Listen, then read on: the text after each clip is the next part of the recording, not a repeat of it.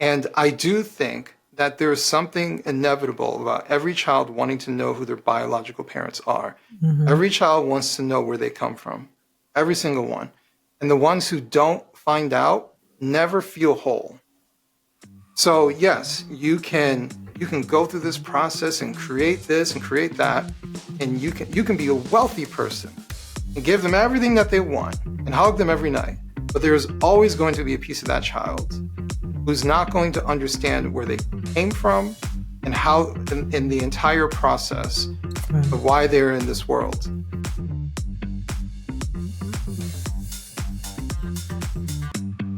Adam B. Coleman is an author and a really thoughtful one. This is his second book, The Children We Left Behind: How Western Culture Rationalizes Family Separation and Ignores the Pain of Child Neglect. Now, this isn't obvious stuff necessarily, but it's so important. I love talking to Adam. He's one of those thoughtful people we've had on this podcast. I think you'll enjoy him too. You may have seen him. He's a model for XXXY Athletics. Before I go any further, please hit that subscribe button. We really want you with us for every episode. Guys like Adam, you're not necessarily going to hear from him in depth other places, and he is worth listening to. Adam Coleman is next. Adam, it is great to see you again, and I'm excited about this book. It's a really timely opportunity for this book, right? I mean, it feels like kids are being short shrifted in so many ways all over the world, and certainly here in America. The Children We Left Behind is the book. You were one of those kids, weren't you?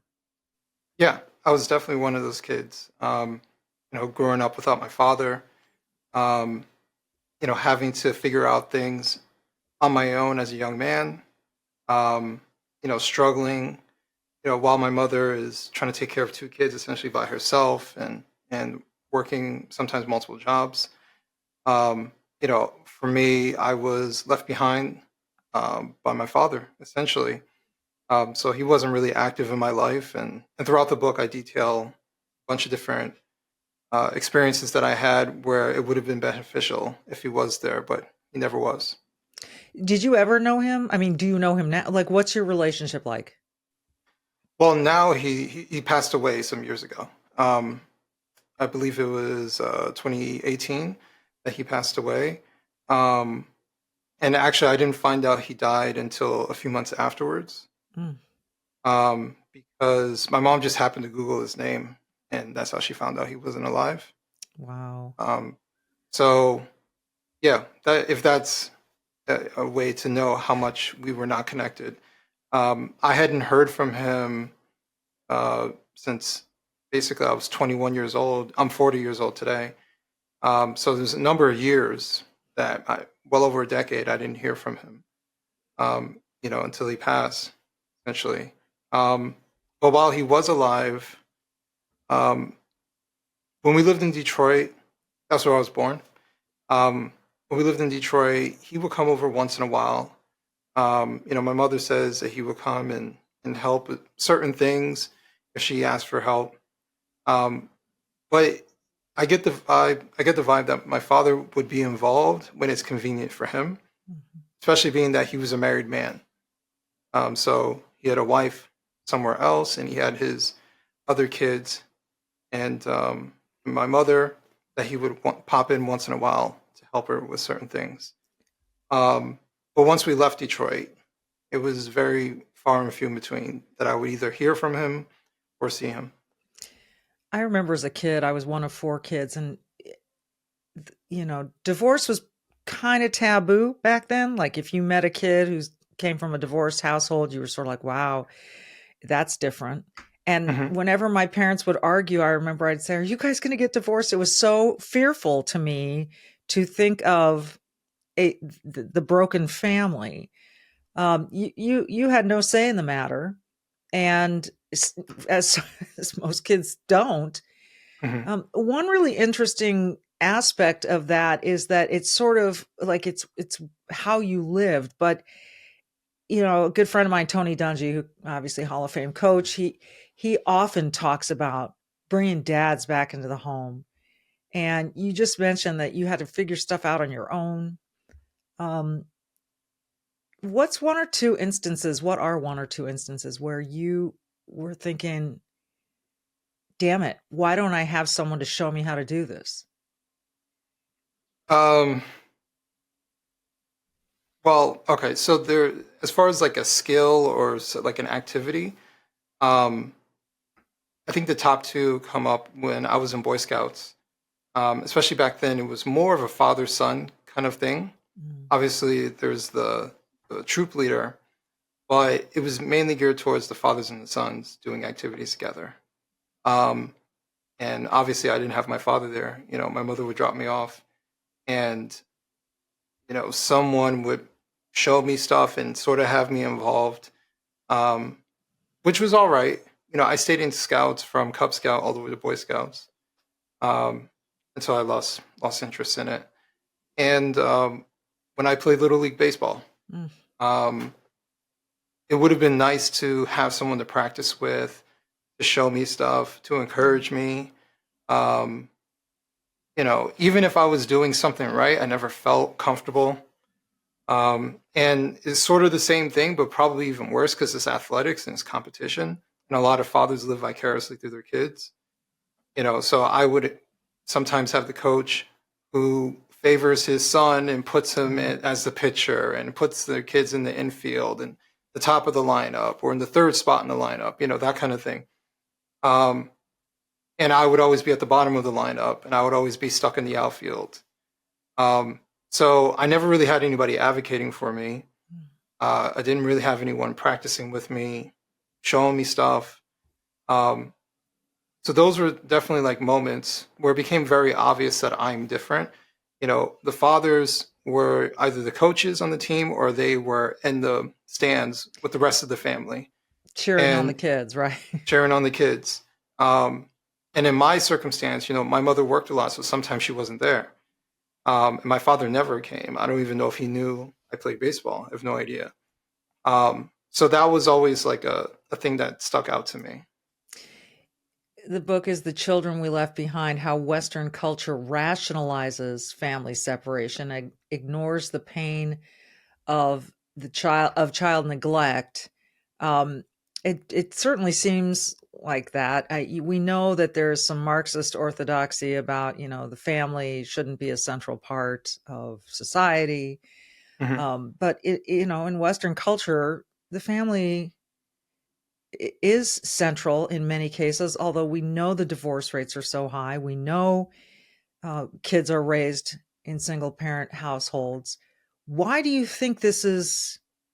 I mean, you're saying it rationalizes family separation. So first, like, what do you mean by that?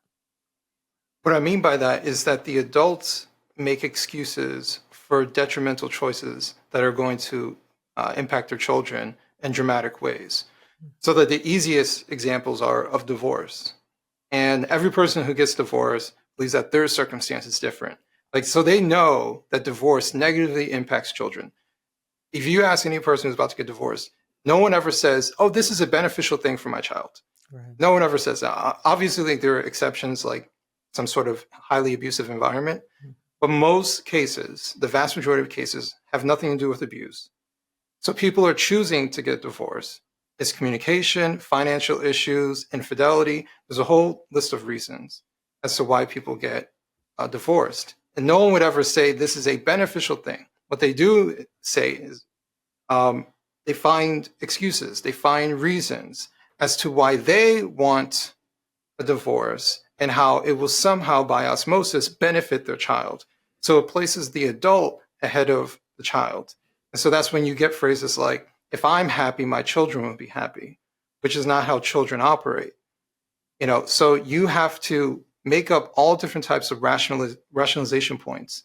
And the only reason someone rationalizes anything is because they know what they're about to do is wrong. So if you're on a diet and you've been eating healthy and you say, I'm not supposed to have ice cream, but I've been good all week, right? You're rationalizing something you know you're not supposed to do. And so this is the same type of thing is happening. They're rationalizing the circumstance that their children are in by minimizing the impact on the child or saying, well, I know it's going to be detrimental for the child, but I will put them in therapy and everything will be fine. Mm. Whatever it takes, so I get what I want. And so I don't feel any sort of guilt for putting my child through this, right? So they have to convince themselves that these actions are beneficial. Same thing where, I don't need a man, that type of attitude. Mm-hmm. They look at somebody else where their child on the surface looks like they turned out fine. Fathers are optional. So they don't have to get married. They don't have to stay with the father. I can do bad by myself. It's that kind of attitude. And so everything is about them, though. With all those phrases, it's about them. It's not really about the child. It's about what they want. And so they minimize the impact of fathers being missing. They reduce fathers as being a pay pig for their family. Because if they can earn money, what's the point of the man? He's just a headache anyways. So you just see this entire rationalization list of excuses that are committed by the adults. And it's not just women who are doing this, but it's the adults, right? The adults are making choices based off of what they want, and it doesn't prioritize what their children want. And they know it's a negative impact that's going to affect their children, but they're doing it anyways. And the only way, because nobody wants to feel like they're a bad person. So the way they make themselves not the bad person in that situation is by making excuses and minimizing the impact that's going to place on their kids. Or saying something like you sort of mentioned this a second ago, it's good for my kids to see me happy, Right. rather than in a miserable relationship, rather than saying, okay, we need to work on the marriage for the sake of the Right. kids. Exactly. Because working on marriage it can be difficult, uncomfortable work. And I also think there's another part of this, Adam. Tell me what you think. Like, because we know the statistics, divorce rates are so high these days Mhm. that I sometimes think people, when they get married, go, 50% of these don't work out. So if it doesn't work out for me, it's not that, I'm just joining half of the population that doesn't, where marriage doesn't work out. So it's not that big a deal. Like there's Right. the commitment level is maybe not what it used to be. Well, we're dealing with a culture of individualism. So that's on one side. So that's where you get the abundance of selfishness, putting themselves ahead of their kids. Whereas a parent, your primary job is to sacrifice for your kids, Right. right? But then you're also dealing with a culture of avoidance. So it's to say, well, if they're not on my page, then I'm just going to avoid them altogether. I'm just going to push them away. I'm going to go my own way. And it's that constant need to avoid, right? They might even get married, but they got one foot in and one foot out, right? So you have a culture of not reasoning with people because, well, if this, like you said, if it doesn't work out, I can go somewhere else. I can avoid this circumstance. I can do whatever I want. Or let's say someone who wants to have kids, and it's unreasonable to ask, adults are going to have sex, right? And with sex comes procreation. So they're going to have sex with someone. Someone is inevitably going to get pregnant. And so are they going to choose to avoid having some sort of permanent attachment relationship wise with that person? Because they don't necessarily see, or at least beforehand, they don't see a permanent attachment when it comes to the kids, right? They can avoid all this other stuff. And this guy, he can just take the kids, every other weekend. That's fine, whatever, Yeah. or if at all, right? But they can avoid the relationship. And so I think that avoidance, if I'm to be somewhat empathetic, I think that avoidance comes from somewhere. So just like how you were saying, when you were younger, divorce was rare. Single parenthood wasn't celebrated, right? So these things weren't necessarily normal. They were the exception. Mm-hmm. Whereas now it has become normal-ish. Obviously, not most kids are growing up in single-parent homes, but we all know someone, Yeah. right? Yeah. Every At time least someone. It's become so much more prevalent, and along all socioeconomic lines. I mean, I've got all these stories in my head about friends and relatives and all the rest. And it's it's you've pointed out a couple things that it says about Western civilization, and I Mhm. guess the question now becomes, Adam, like, how do we repair this part of ourselves, this part of our culture that was so family oriented? And I agree with you. I think it's so important. I don't know where you come down on things. In fact, let me ask you about gay marriage, because Mhm. you can have two dads who've adopted a child and are going to love that child immeasurably, right? Or two moms, and one of them has the child through maybe a donor that they know, maybe one they don't know. So in that case, are those children being left behind, or is there, in your estimation, because this is a growing part of our society Yeah. that is accepting of this, and I'm one of them that accepts it. So what about those instances? It's a good question. Um, I would say that my opinion is slowly being formed over time when it comes to not when it comes to adoption, because adoption implies that those children were left behind by someone, Right. right? And especially all the things that I've learned over the years about the foster care system and the adoption system and how how things could possibly go. If they end up in a family that is loving, treats them well, and all these particular things, then I'm fine with that. I don't necessarily care what your orientation, as long as you're appropriate around kids, right? Mhm. Then I that part to me doesn't all matter that much. It matters more to get them out of a system where they could face some sort of abuse or things of that nature. Um, but when it comes to surrogacy, I've kind of taken the Katie Faust look at things. Um, and I do think that there's something inevitable about every child wanting to know who their biological parents are. Mhm. Every child wants to know where they come from, every single one. And the ones who don't find out never feel whole. So yes, you can go through this process and create this and create that, and you can be a wealthy person and give them everything that they want and hug them every night. But there's always going to be a piece of that child who's not going to understand where they came from and how in the entire process Right. of why they're in this world. Um, what is their mother actually like?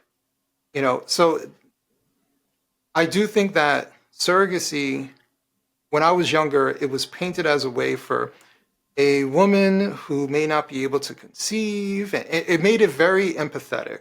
Mhm. Um, and it was something where I was like, okay, I can understand that. I'm sort of empathetic to that. And so you have someone who's gifting their womb. It was always painted in a very generous light, Yeah. but now we are starting to see. And for me, it's not. I don't necessarily care about the whether they're straight or gay. But what I care about is almost like the playing of God, the industrialization of surrogacy. Mm.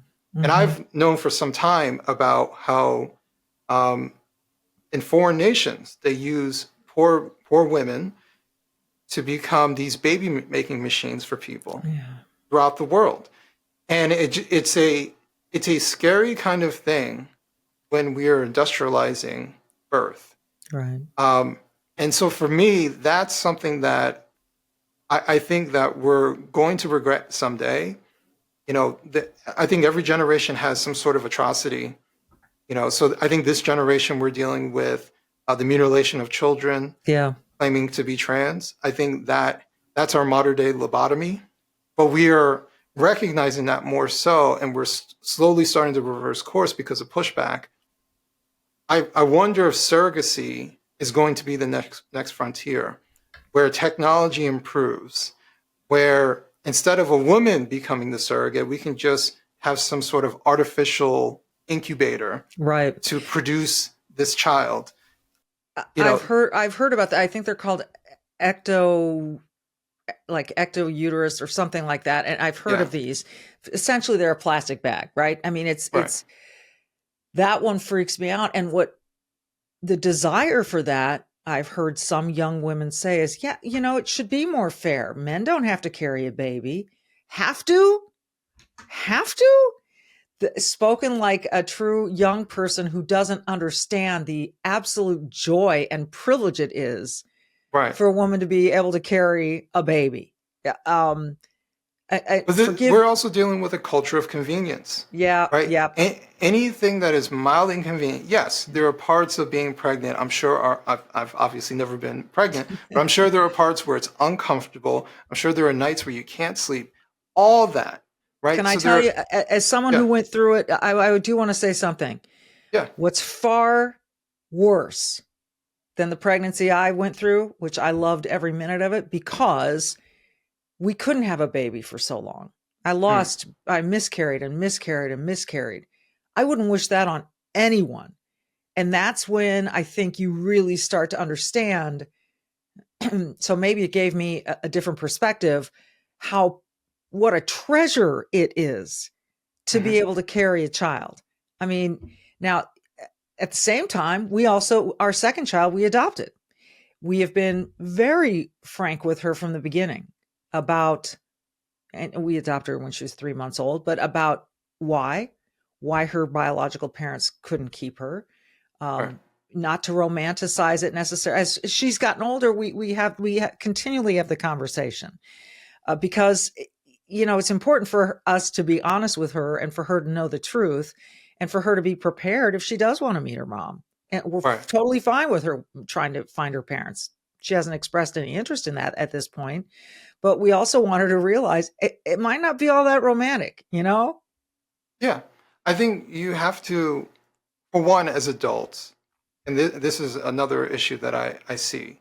The adults sometimes act like children, where they have this fantasy view of things, right? Where they're unrealistic, and lying to children, right, is one of those things. Well, if I just lie to them and well, you're doing that because that's what you want. You can't handle if they ask you a question. You're doing this for yourself. It's not for your kid, Right. right? And I do think that being truthful and honest with our kids in an age appropriate way is incredibly important. Yeah. And sometimes, and the situations vary, but sometimes what happens is the adults say, I'm going to lie to them because they can't handle it. When the truth Right. is, you're going to lie to them because you can't handle telling them the truth. Exactly. And Exactly. you're and kids can handle the truth in Yeah. an age appropriate way. Right. And but just making them believe that their entire life something is not true, when in their head they think it's true, when they find out the truth, they will be mortified. They will be angry, not at the because of the lie, but because the person that claimed that they loved them had lied to them their entire life about something. Right. And especially something about their identity, where they come from, who they are, right? And no matter what, if criticizing my father, but my father, that's how I am here. He is part, I am part of him, he is part of me. Like, that's incredibly important. I want to know. And so many, I've met people who don't know who their father is, Yeah. right? They just don't know. And I've seen the situations where the mothers are unwilling to say who they are.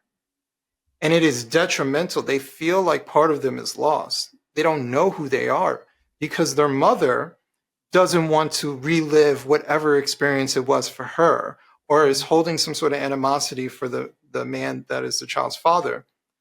They're doing it for them. Once again, it's a selfish choice. Whereas the child, and sometimes they become the adults, are begging, please just tell me Yeah. who my father is. Um, and one thing I'll say, someone I've been working with just recently because of the book coming out, had told me like that was his circumstance. He's a grown man and he's still dealing with that sense of rejection. And he's also upset that his mother won't tell him. She won't indicate, and let's say there's two guys who might be possibly the father. Well, give me some information, but she's ambivalent about the entire circumstance and minimizes how much that is impacting him, despite him being a grown man and a father today. Wow. Wow. I mean, the implications go far beyond just the childhood as you're detailing there, but certainly Yeah. the children we left behind. Yeah, someone described it to me once as, so you're wearing a backpack that has a lot of stuff in it from all the generations before you that you're involved with. And nobody's backpack is perfect, and nobody's backpack is unbearable, but it's there. And so, yeah, this is incredible. Again, the book is The Children We Left Behind: How Western Culture Rationalizes Family Separation and Ignores the Pain of Child Neglect. The last thing I'll ask you about, Adam, again, is by Adam B. Coleman. This notion of, like in Colorado now, there's this law that is about to pass or go into effect or whatever, where if you misgender your child, that could be called a form of child abuse, and the parent can be separated from the child. The state is becoming more of a parent and trying to, I think, come between parents and children.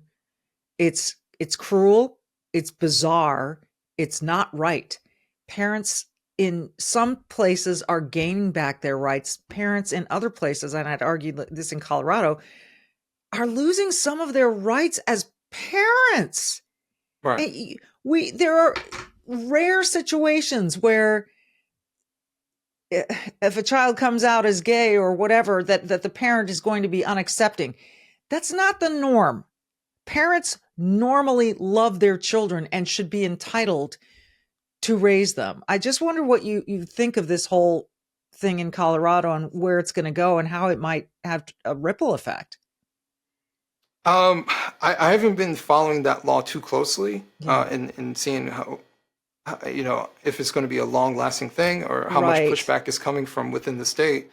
But I will say that there are other states who have done much of the same, especially surrounding transgender ideology and affirming this, affirming that. Once again, this is about what the adults want for children, as far as not telling them the truth. An affirmation about something that is a lie is something that is never beneficial for a child.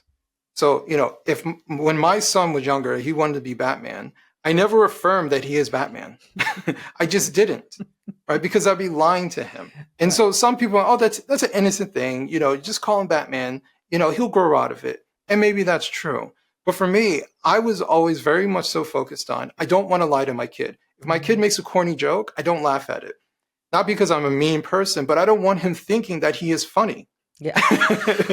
Right? It's not funny. I'm sorry. I can't lie to my kid. So I do think that, and maybe I'm an outlier, maybe I'm just very down the middle when it comes to this. But if I love someone, I feel horrible about lying to them, even if it's a very small lie. It's a very innocent lie that you can just tell a kid this and that, and they'll just buy into it. So if I know what is the truth, I will not allow someone to stand in my way to affirm a lie, which is the opposition of loving someone. Someone that you love, you tell them the truth, right? Absolutely. It's like when my husband last night at dinner pointed out that I had a speck of something on my face. I really appreciated that. I'm not minimizing, I'm not trivializing it, but because we love each other, we often tell each other the cold hard truth about whatever's going on. It's such an important book, and I'm so glad that you wrote it and glad that you're here with us. Again, The Children We Left Behind: How Western Culture Rationalizes Family Separation and Ignores the Pain of Child Neglect. And God knows that leads to so many issues in society. It's obvious, number one, but it's traceable, number two, and the data is there as well. Adam, congratulations. Thank you. I do appreciate it. You can find the book wherever you shop for books. Amazon, I'm looking at it right here. And that's such an adorable picture of you on the front but it makes me sad because you're in your Boy Scout uniform, and knowing that your dad wasn't there with you pulls at my heartstrings. I appreciate you sharing those stories with us. Thanks so much. Thank you. He is Adam B. Coleman, author and just all around great gentleman. And you can find his book online. Like him, be brave, do good, and we will see you next time.